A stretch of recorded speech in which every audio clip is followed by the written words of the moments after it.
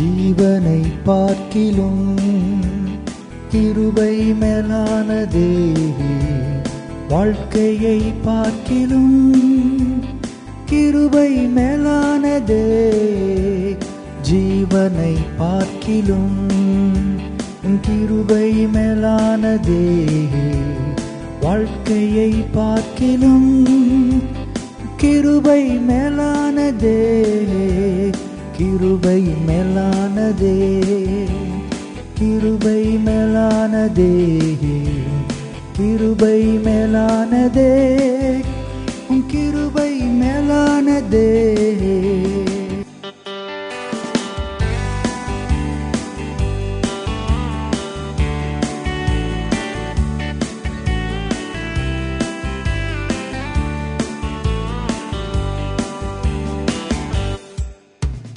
பலவீன நேரங்களில் கிருபை பலனானதே, சோர்வுற்ற நேரங்களில் கிருபை என்னை தாங்கிற்றே.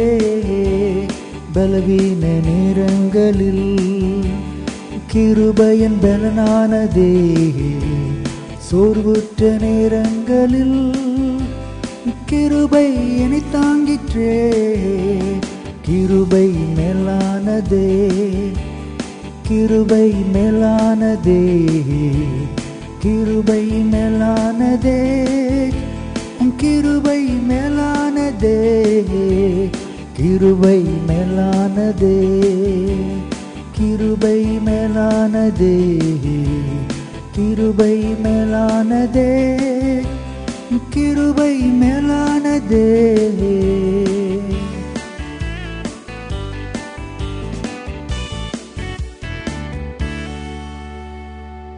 என் அன்பு தினுடைய பிள்ளைகளே, இந்த காலை வேளையில் உங்கள் அன்பு சகோதரன் காட்வின் மோசஸ் ரேமா எழுப்புதல் ஊழியத்தின் சார்பில் அன்போடு உங்களை வாழ்த்தி ஆசீர்வதிக்கிறேன்.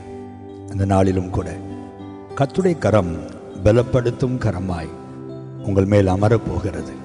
பல நேரங்களிலே பலவிதமான சூழ்நிலை நிமித்தம் நம் ஆவியிலே பலன் கொண்டு இருக்கிறோம்.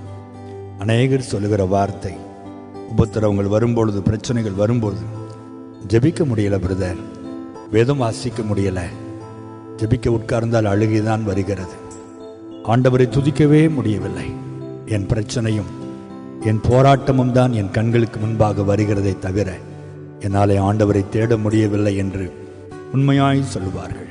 தேவனுடைய பிள்ளைகளே, ஆபத்து காலத்தில் நீ சோர்ந்து போவாயானால் உன் பலன் குறுகினது என்று வேதம் நமக்கு சொல்லுகிறது அல்லவா? எப்படி நல்ல சூழ்நிலையில் இருக்கும்போது ஆவியில பலன் கொண்டு ஆண்டவரை சமூகத்திலே துதித்து மகிழ்கிறோமோ, அதே போல உபத்திரவத்தின் நேரத்திலும், வேதனைகள் நடுவிலும், இழப்புகள் நடுவிலும், கஷ்டத்தின் நடுவிலும் கூட நம் ஆண்டவர் சமூகத்திலே துதித்து நாம் மகிழ வேண்டும் என்று தேவன் விரும்புகிறார். அவர் சொல்லுகிறார், உங்களுடைய விண்ணப்பங்களை எல்லாம் ஸ்தோத்திரத்தோடு கூடிய ஜெபத்தோடு எனக்கு தெரியப்படுத்துங்கள், அப்பொழுது எல்லா புத்திக்கும் மேலான தேவ சமாதானம் உங்கள் இருதயத்தை நிரப்பும். கர்த்தருடைய பிள்ளைகளே, பாடுகள் நேரத்திலும், கஷ்டங்கள் நேரத்திலும், வேதனைகள் நேரத்திலும், வியாதிகள் நேரத்திலும் நாம் ஆண்டவரை துதிக்க வேண்டும். அதற்கு ஒரு பலன் தேவை, அது ஆத்தும பலன். அநேகருக்கு சரீரத்தில் பலன் இருக்கிறது, இதை செய்வதற்கு எனக்கு பலன் உண்டு, இதை தூக்குவதற்கு பலன் உண்டு, ஒரு நிமிஷத்தில் இதை செய்து முடித்து விடுவேன் என்று சொல்லுகிற பலன் உண்டு.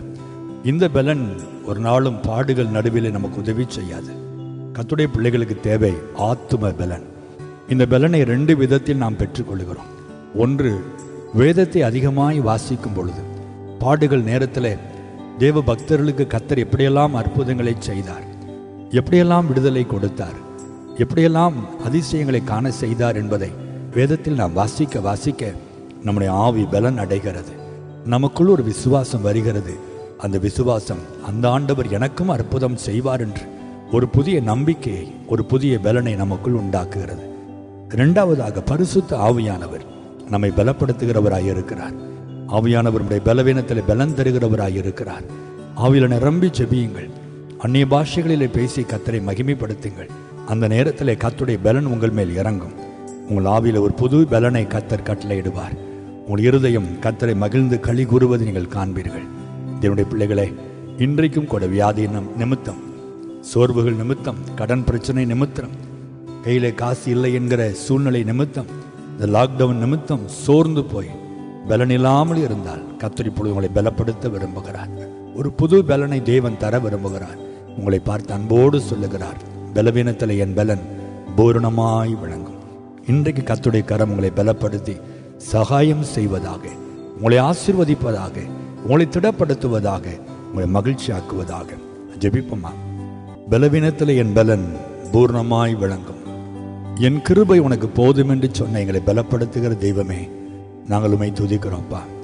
அப்போஸ்தலன் பவுல் சொல்லுவதை போல, என்னை பலப்படுத்துகிற கிறிஸ்துவினாலே எல்லாவற்றையும் செய்ய எனக்கு பலன் உண்டு என்பதை போல ஒரு புது பலனை இன்றைக்கு எங்கள் மேல் நீர் ஊற்றும்படி நாங்கள் ஜெபிக்கிறோம். சோர்ந்து போய் இருக்கிறோம்ப்பா, அது உமக்கு தெரியும். லாக்டவுன் நிமித்தம், இந்த கொரோனா நிமித்தம் வீடுகளுக்குள்ளேயே அடங்கி கிடந்து சோர்வுற்று போய் நாங்கள் அமர்ந்திருக்கிறோம். கர்த்தாவே, எங்கள் சூழ்நிலைகளை நன்றாய் அறிந்திருக்கிறவர் நீர்தானே. உடைய அன்பு பிள்ளைகளை நீர் பலப்படுத்தும்.